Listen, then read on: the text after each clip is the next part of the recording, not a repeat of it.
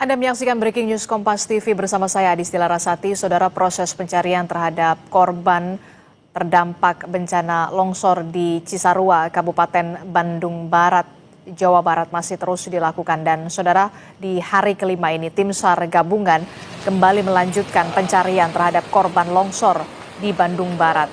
Meski cuaca hujan dengan intensitas sedang dan pandangan yang terbatas, pencarian korban longsor pada Rabu pagi ini dilanjutkan dengan memperhatikan faktor keselamatan karena cuaca yang tidak bisa diprediksi. Tim SAR gabungan akan fokus mencari korban di sejumlah sektor yang telah ditentukan, termasuk di lokasi yang jadi permukiman padat dan potensi ada banyak korban. Selain itu, belasan alat berat serta anjing pelacak juga diterjunkan untuk mencari korban yang tertimbun material longsor. Selanjutnya, cuaca apabila ada yang sehingga pengalaman yang lalu-lalu. Sementara itu, saudara, Pemprov Jawa Barat akan memberikan bantuan 10 juta rupiah bagi warga terdampak longsor di Cisarua, Kabupaten Bandung Barat, Jawa Barat. Bantuan sebesar 10 juta rupiah ini disebut-sebut cukup untuk 2 bulan ke depan. Bantuan tersebut diberikan agar warga bisa mencari kontrakan dan untuk menghindari tumpukan di posko pengungsian.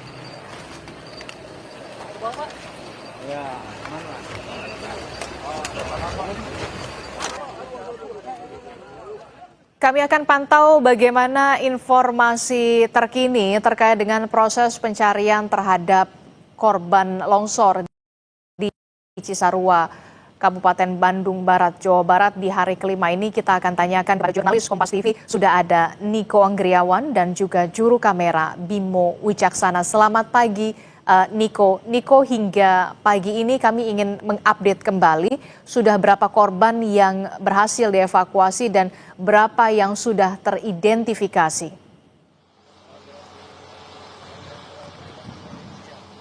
Ya, terkait dengan update untuk pencarian korban tanah longsor yang terjadi di Desa Pasir Langu, Kecamatan Cisarua, Kabupaten Bandung Barat ini masih terus dilakukan oleh tim SAR gabungan. Hingga saat ini belum terlihat adanya jenazah yang dievakuasi dari timbunan material longsor. Kalau informasi yang tadi kami terima dari Posko Basarnas ada sekitar 30 jenazah yang sudah teridentifikasi. Dan untuk mengetahui informasi lebih lanjut terkait dengan mekanisme pencarian atau search and rescue pada hari kelima hari ini, saya sudah bersama Direktur Operasional Basarnas, Laksma Bramantio, yang saat ini sedang memantau. Pak Bram, selamat pagi. Selamat pagi.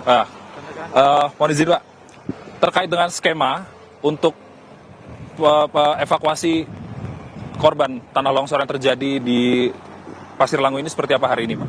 Jadi mungkin saya luruskan bukan skema kali ya, terkait operasi pencarian yang kita lakukan pada pagi hari ini. Tadi pagi kita sudah melaksanakan apel dan kita juga sudah membagi tim-tim terkait pergerakan di sektor A1, A2, A3, kemudian B1, B2.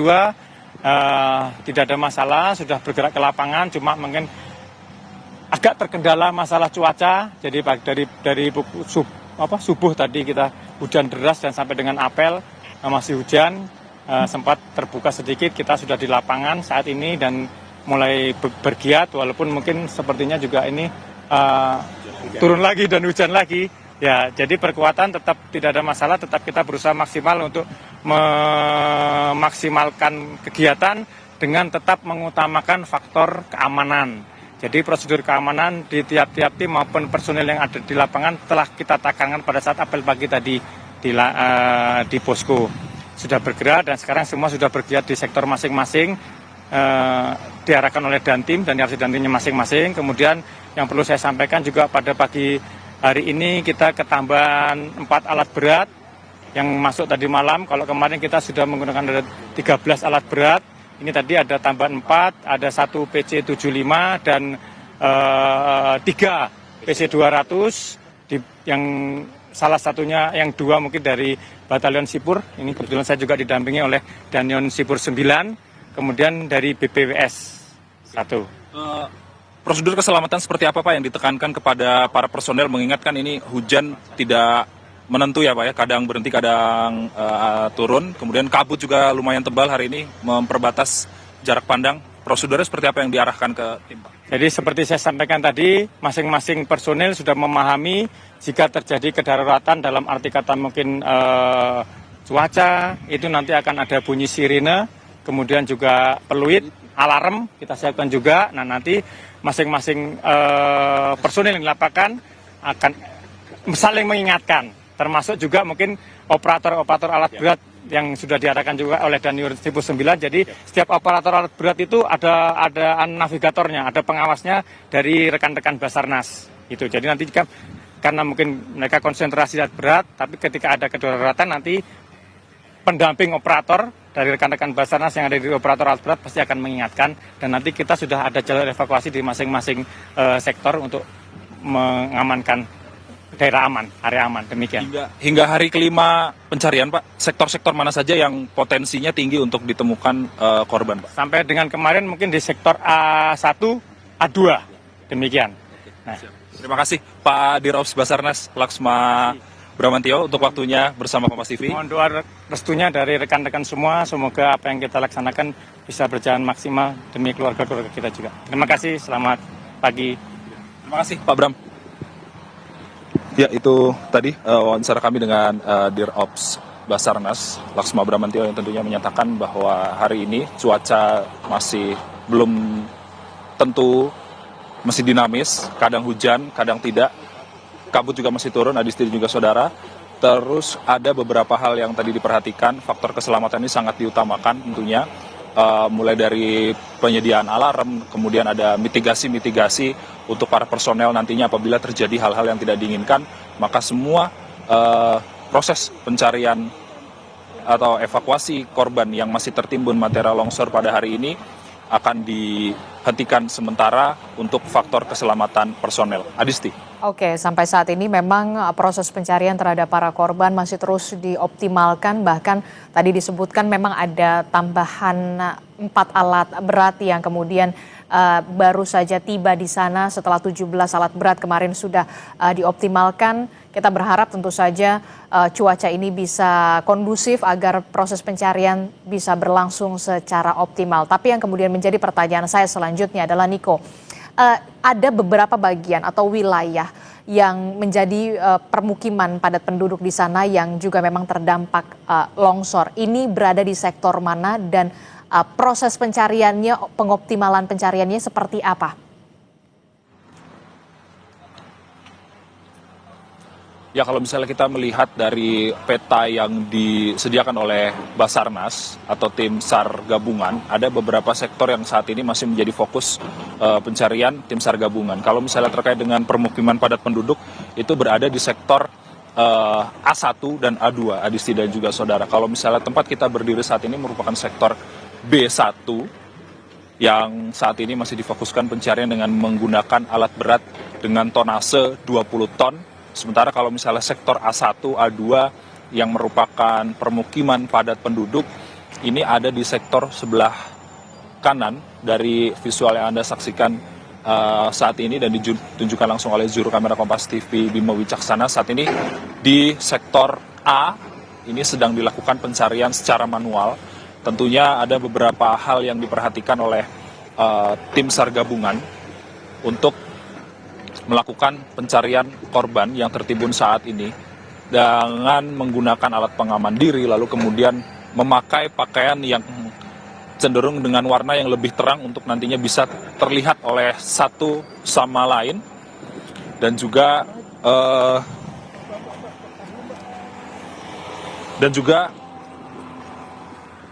kalau misalnya kita bisa melihat penggalian ini terus ditentukan, dan sepertinya kita harus bergeser sedikit, Adisti dan juga saudara, untuk faktor keamanan kami.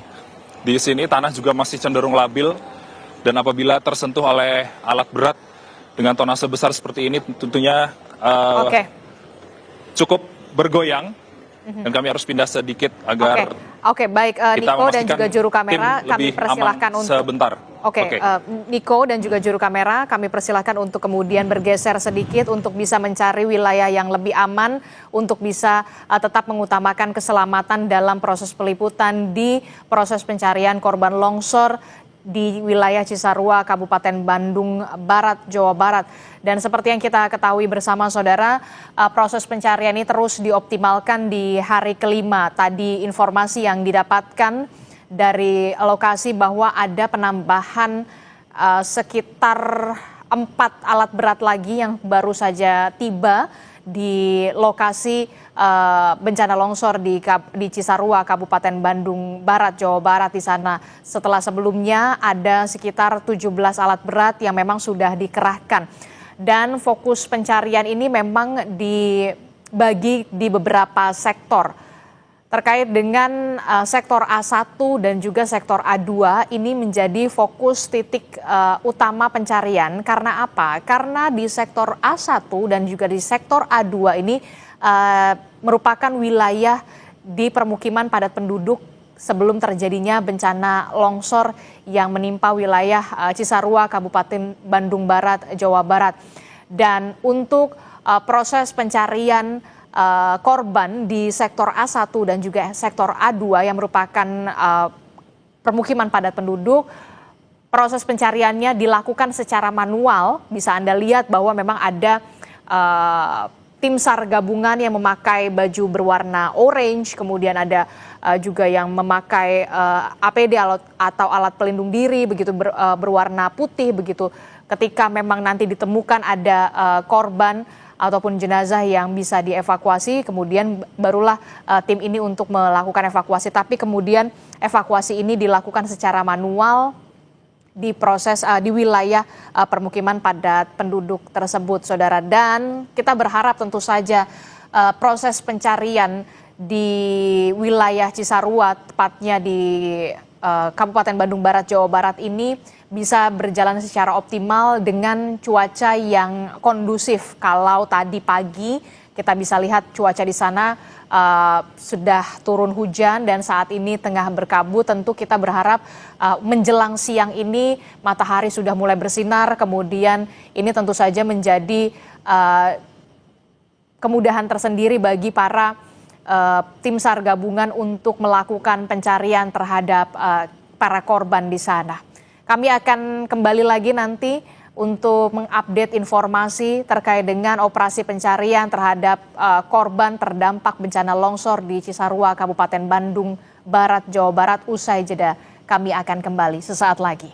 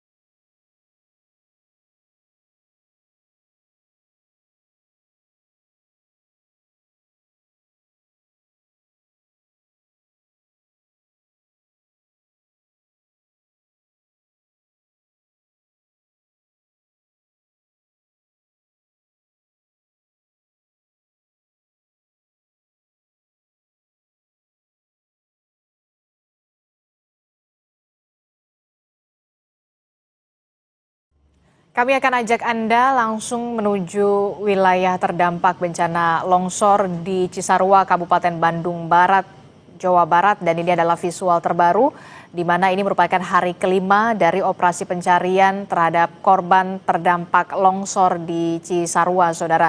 Terdapat ada 4 atau 5 alat berat yang terlihat di visual Anda, lebih dari 5 alat berat yang saat ini terus dioptimalkan untuk melakukan pencarian atau mencari korban terdampak longsor di Cisarua, Kabupaten Bandung Barat, Jawa Barat, Saudara. Sebelumnya, Saudara, memang dari informasi yang kami dapatkan dari jurnalis Kompas TV Niko Anggriawan tadi, dikatakan bahwa ada 4 alat berat tambahan yang baru saja tiba di lokasi bencana longsor di sana, setelah sebelumnya setidaknya ada 17 alat berat yang sudah dioptimalkan untuk mencari korban terdampak bencana longsor di Cisarua, Kabupaten Bandung Barat, Jawa Barat. Kita berharap saat ini, Saudara, kondisi cuaca bisa mendukung begitu ya, bisa kondusif agar pencarian terhadap korban ini dapat berjalan secara optimal. Lebih lengkap soal bagaimana perkembangan pencarian korban longsor di Cisarua, Kabupaten Bandung Barat, Jawa Barat, kita akan tanyakan Kepala Pusat Data Informasi dan Komunikasi Kebencanaan BNPB bersama kami melalui sambungan daring. Ada Pak Abdul Muhari. Selamat pagi, Pak Am. Selamat pagi Mbak Disti. Ya, kalau kita lihat ini kan proses pencarian terhadap para korban ini masih terus dilakukan dan juga dioptimalkan, bahkan ini di hari kelima. Informasi yang kami dapatkan betul kalau Kepala BNPB sudah menuju lokasi terdampak bencana longsor. Fokus dari pencarian saat ini seperti apa, Pak? Terutama dengan kunjungan Kepala BNPB. Ya, tentu saja Kepala BNPB dalam hal ini terus akan memastikan supaya operasi pencarian dan pertolongan ini bisa berjalan optimal. Untuk operasi pencarian pertolongan ini dilakukan dalam 7 kali 24 jam dan memang kita harapkan 7 kali 24 jam pertama ini benar-benar optimal dan kita cukup optimis karena hingga hari keempat kemarin tim SAR gabungan sudah menyerahkan 48 body packs ya, kantong jenazah kepada DVI Polri untuk diidentifikasi, dan hingga pukul 19.30 tadi malam sudah bisa diidentifikasi 34 jenazah. Ini perlu kami sampaikan Mbak Disti bahwa untuk setiap penemuan jasad korban, baik itu jasad yang utuh maupun itu potongan tubuh, itu dimasukkan dalam satu kantong jenazah terpisah. Jadi satu kantong jenazah itu berisi satu jasad utuh atau satu potongan anggota tubuh, tidak dicampur. Sehingga 40 kantong jenazah ini belum tentu menjadi 48 korban meninggal. Bisa saja tubuh ini menjadi dari korban yang lain. Nah, ini kita menunggu konfirmasi dari DVI dari 8 kantong jenazah yang sudah dievakuasi oleh tim SAR gabungan, kemudian sudah diserahkan oleh DVI. Ini proses identifikasi terus berlanjut. Tadi saya sampaikan bahwa sudah ada 34 jenazah yang teridentifikasi, dan kemudian untuk korban yang masih dicari, ini jumlahnya bergantung kepada hasil identifikasi dari DVI tadi. Apakah memang 8 korban meninggal atau kurang, atau dinamikanya seperti apa. Tapi di catatan kami yang kami konfirmasi dengan SAR, setidaknya itu masih ada 32 hingga 40 korban jiwa yang masih dalam pencarian. Nanti kita akan melihat hasil dari identifikasi di DVI ini. Untuk site prioritas pencarian, melanjutkan dari temuan yang cukup signifikan kemarin, masih terus dilakukan di site A. Ini ada 1A2 dan di B2. Memang tadi pagi ada hujan sebentar dan ini menunda permulaan awal pelaksanaan operasi pencarian pagi ini. Tapi alhamdulillah ini sudah berhenti dan kita harapkan cuaca terus bisa kondusif BNPB hingga hari ini dan hingga 5 hari ke depan itu masih akan terus melakukan operasi modifikasi cuaca menggunakan 4 pesawat, Mbak Adisti. Kita lakukan hingga 3 sorti per hari dengan atensi 2 pesawat kita khusus untuk mengurangi intensitas curah hujan di kawasan Bandung Raya, terutama yang barat.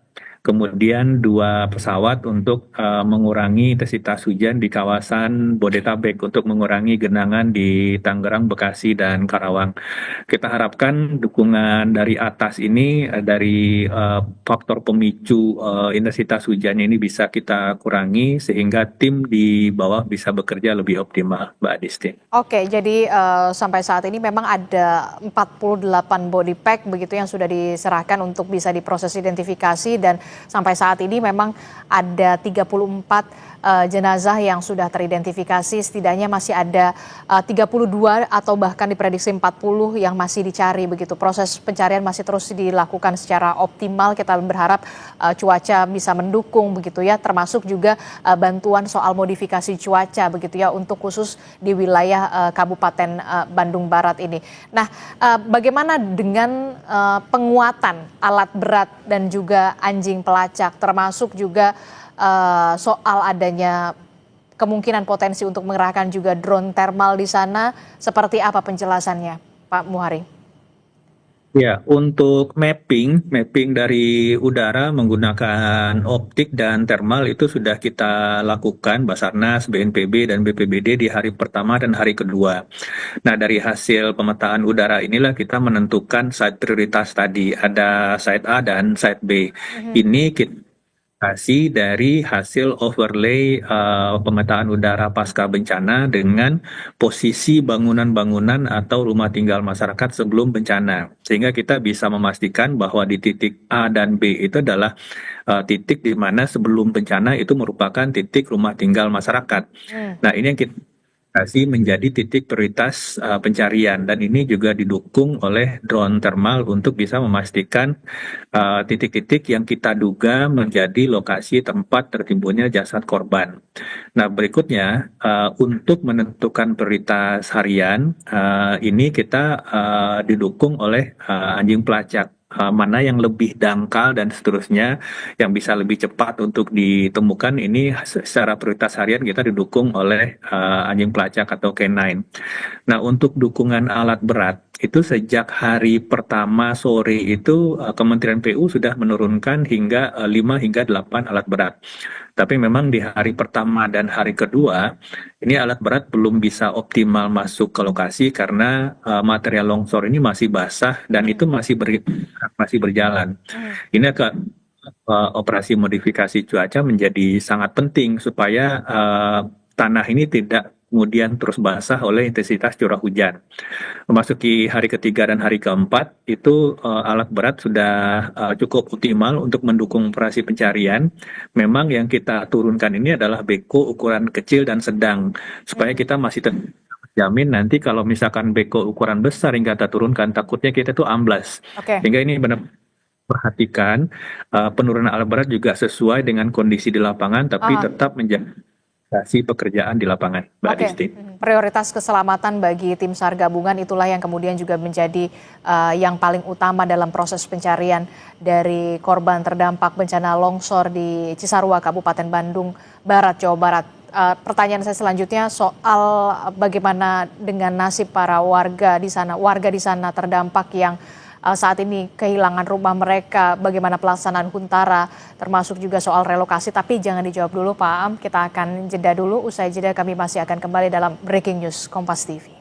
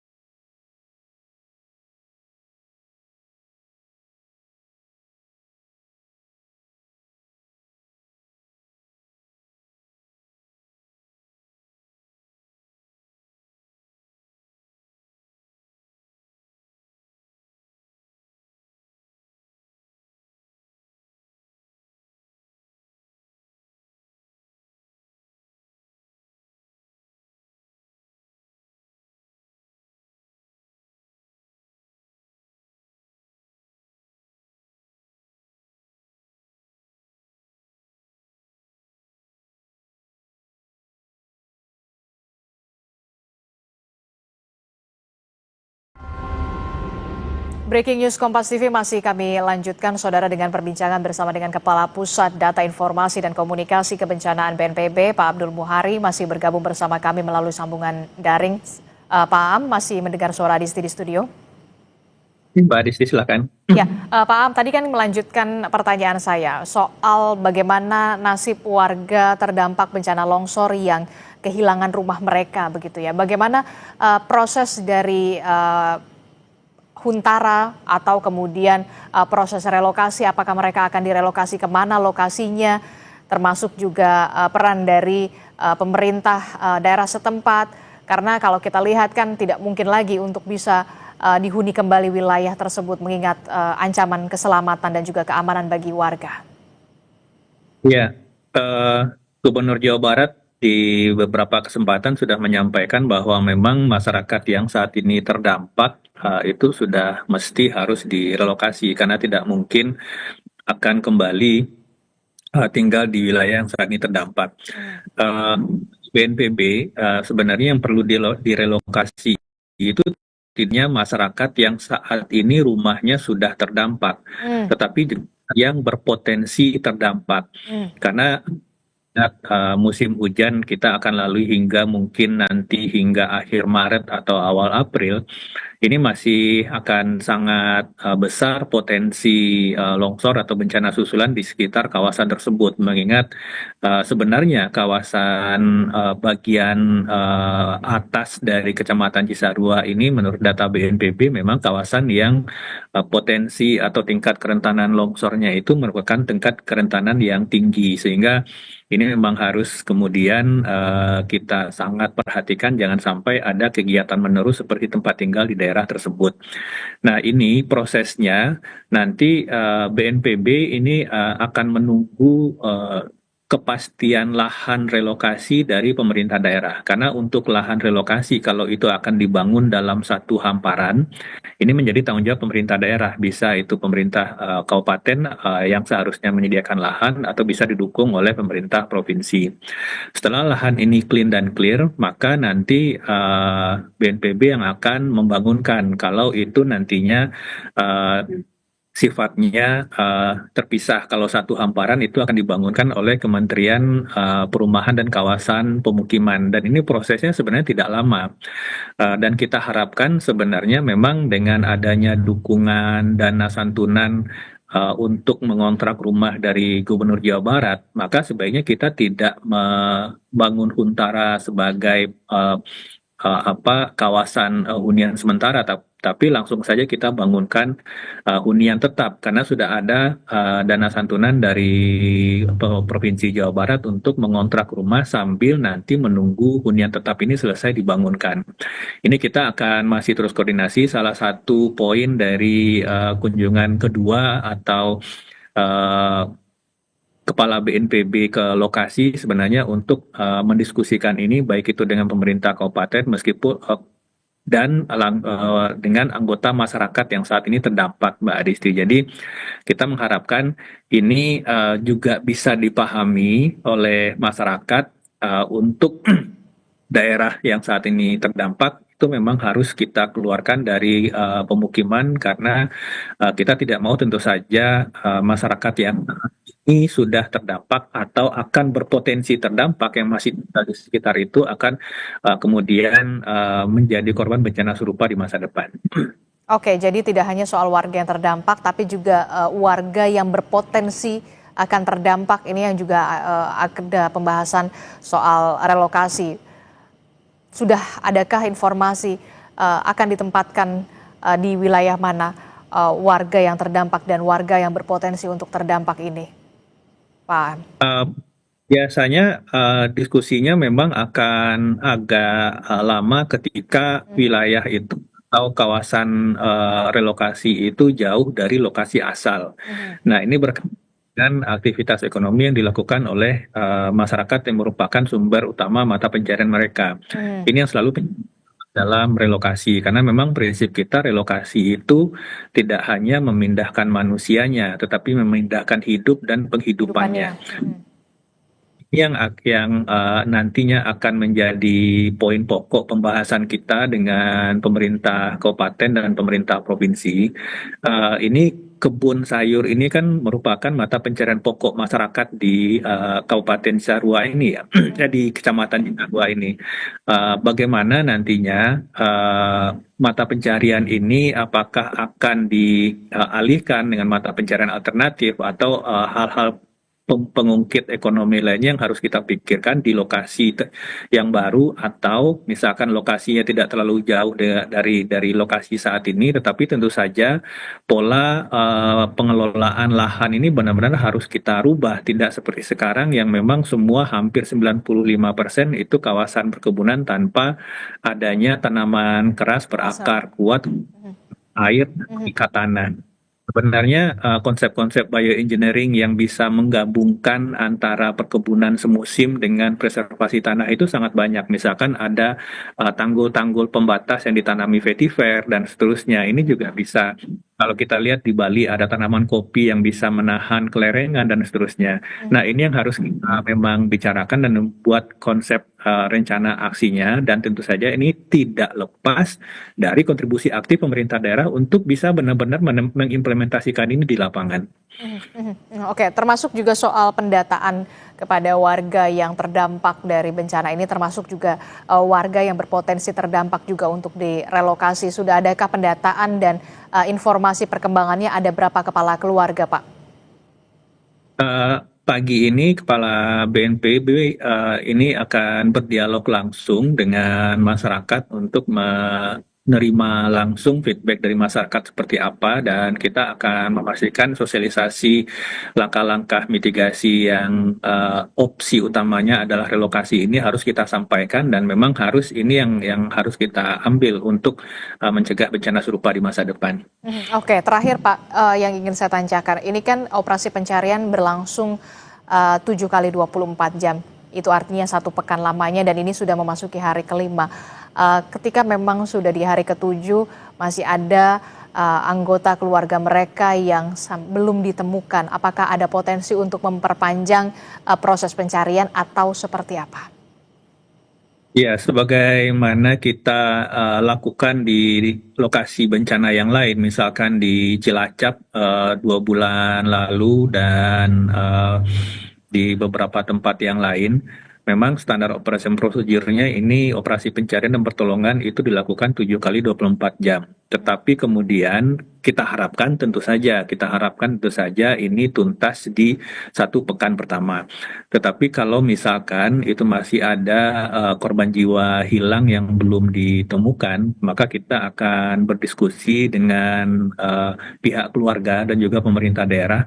Jika sekiranya pihak keluarga menginginkan operasi pencarian masih diteruskan, maka kita akan ada skema perpanjangan 2 kali 3 hari. Jadi kemudian kalau misalkan masih belum diketemukan, kita diskusi lagi apakah pihak keluarga masih menginginkan itu diteruskan, akan kita perpanjang lagi 3 hari kedua. Nah, ini kita harapkan ini batasan yang biasanya dilakukan dalam 1 operasi pencarian. Kita akan sangat-sangat optimal menggunakan segenap sumber daya yang kita miliki supaya dalam jangka waktu 7 hari pertama kita harapkan itu bisa diselesaikan, ataupun kalau harus diperpanjang itu tidak lebih dari perpanjangan 2 kali 3 hari itu, Mbak Disti. Oke, baik, kita harapkan semuanya bisa berjalan secara baik dan juga secara optimal agar seluruh korban ini bisa ditemukan untuk bisa dikembalikan kepada keluarga untuk dimakamkan, termasuk juga soal proses selanjutnya adalah proses relokasi terhadap korban terdampak dan juga warga yang terdampak dan juga warga yang berpotensi terdampak ini bisa diberikan wilayah atau diberikan tempat lagi yang aman dan juga layak. Terima kasih Kepala Pusat Data Informasi dan Komunikasi Kebencanaan BNPB, Pak Abdul Muhari telah bergabung bersama kami. Sehat selalu Bapak. Assalamualaikum, selamat pagi. Selamat pagi Mbak Disti. Saudara, informasi soal pencarian korban terdampak bencana longsor di Cisarua, Kabupaten Bandung Barat, Jawa Barat memasuki hari kelima, dan informasi lebih lengkapnya masih akan kami hadirkan usai jeda dalam Breaking News Kompas TV.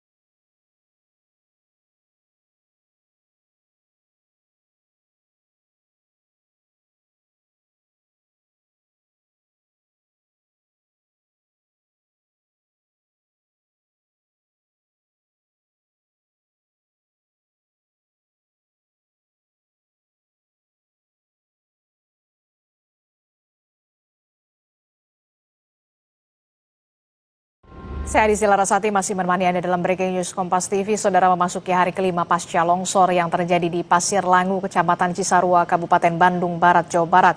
Proses identifikasi korban masih terus berlangsung di posko DVI seiring penemuan kantong jenazah tambahan dari titik longsor utama.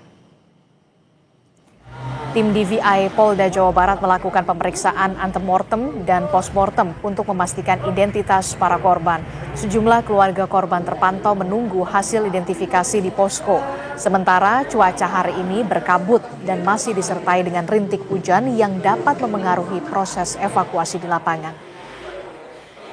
Langsung saja kita pantau bagaimana informasi terkini proses identifikasi terhadap korban longsor di Cisarua, Kabupaten Bandung Barat, Jawa Barat. Kita tanyakan kepada jurnalis Kompas TV, sudah ada Mita Handayani dan juru kamera Reza Pratama di Bandung Barat, Jawa Barat. Mita, selamat pagi. Dari data yang Anda dapatkan hingga pagi ini, jadi berapa total korban yang sudah berhasil teridentifikasi?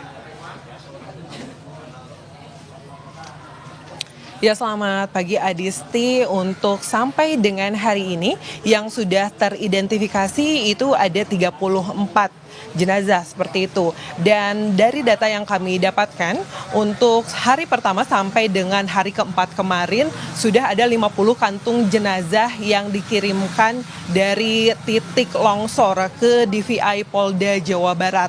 Dan untuk hari ini dari mulai pukul 8 sampai dengan sekarang belum ada kantong jenazah yang dikirimkan ke sini, mengingat untuk kondisi di lapangan atau titik pencarian sendiri itu masih terkendala dengan kondisi cuaca yang sejak dari subuh tadi itu masih terus hujan sampai dengan sekarang. Jadi sampai sekarang ini belum ada ditemukan atau diterimanya kantung jenazah dari titik pencarian di lapangan. Dan sampai dengan hari kemarin sudah 50 kantong jenazah yang dikirimkan, 34 tadi sudah saya informasikan sudah teridentifikasi dan 30 jenazah sudah dikembalikan kepada pihak keluarga. Dan di pos DVI Polda Jabar ini adalah tempat menunggunya keluarga untuk mengetahui kondisi keluarga mereka, apakah sudah ditemukan atau belum dan apakah sudah teridentifikasi atau belum.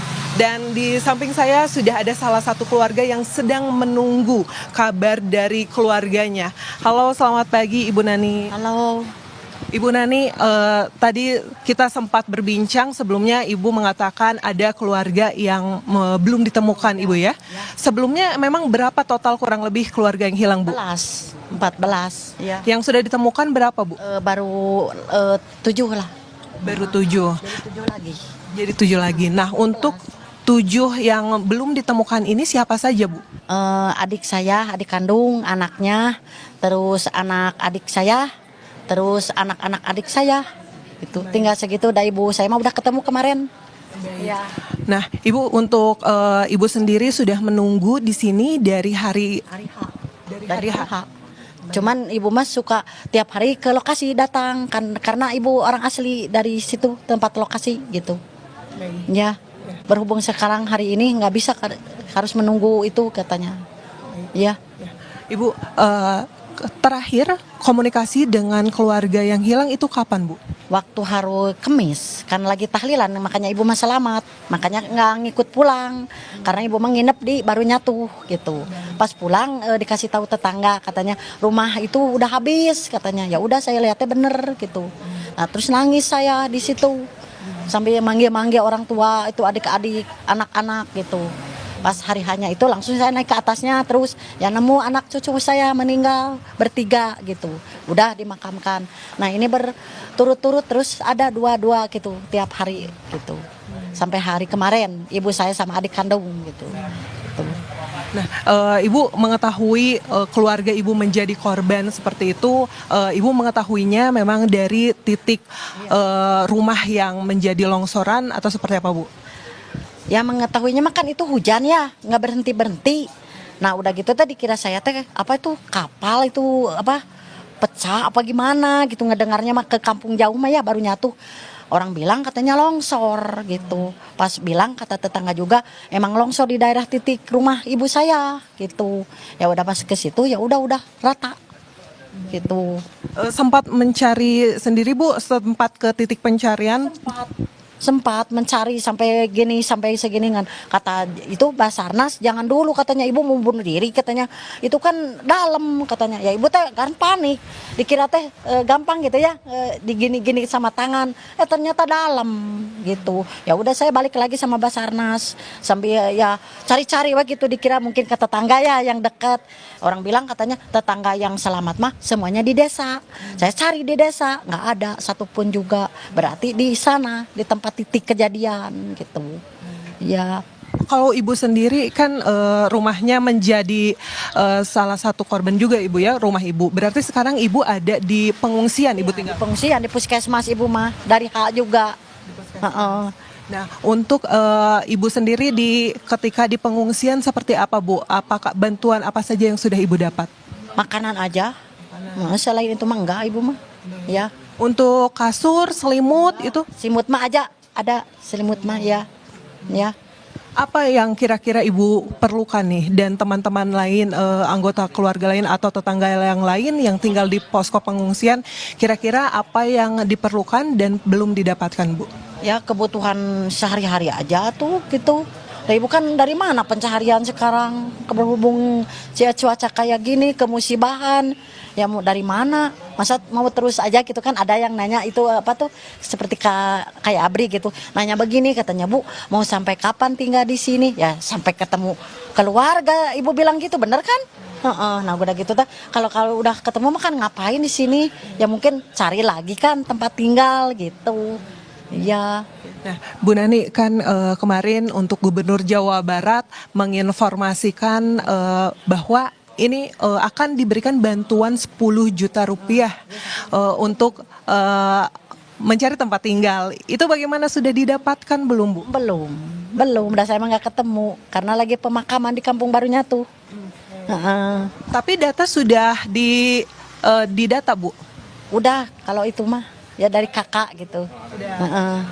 Jadi artinya sekarang tinggal menunggu untuk pencairan bantuan mendapatkan tempat tinggal Ibu ya? Iya.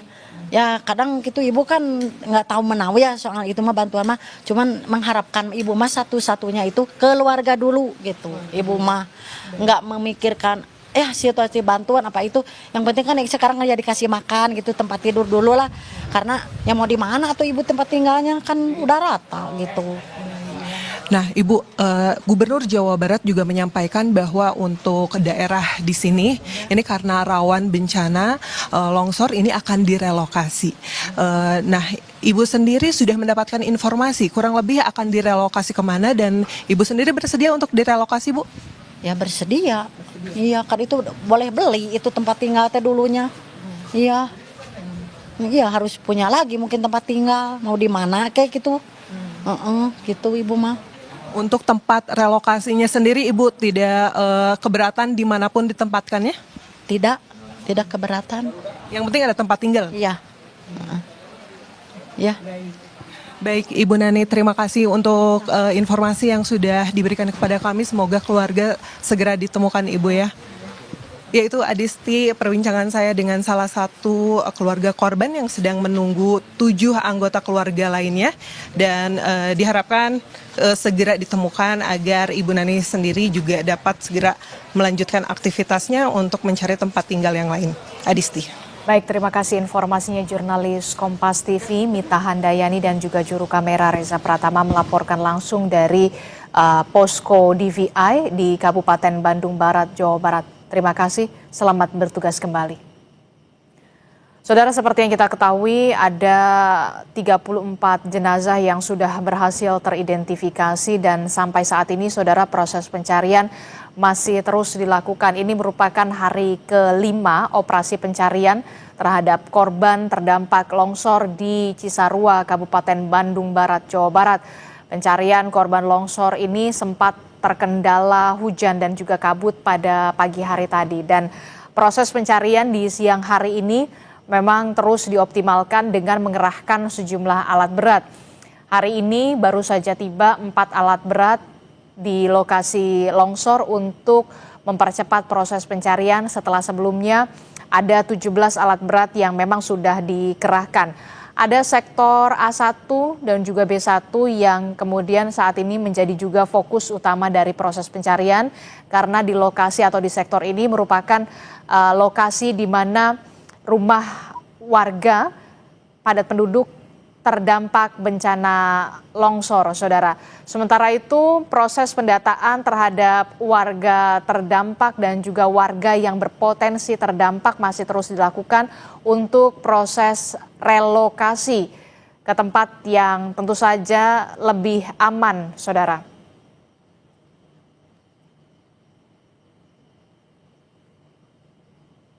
Saudara, informasi terkait dengan pencarian korban terdampak longsor di Cisarua, Kabupaten Bandung Barat, Jawa Barat nantinya akan kami hadirkan dalam program Kompas Siang. Terima kasih sudah menyaksikan Breaking News Kompas TV. Saya Adisti Larasati. Sampai jumpa.